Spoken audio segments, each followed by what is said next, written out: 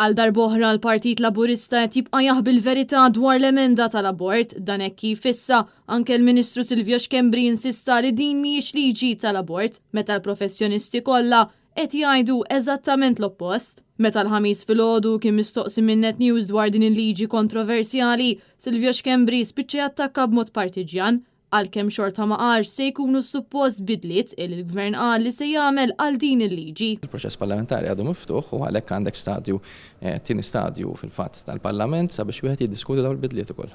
Imma x'inhi raġuni li għadkom ma żvelajtux imqar bidla waħda f'din l-emenda?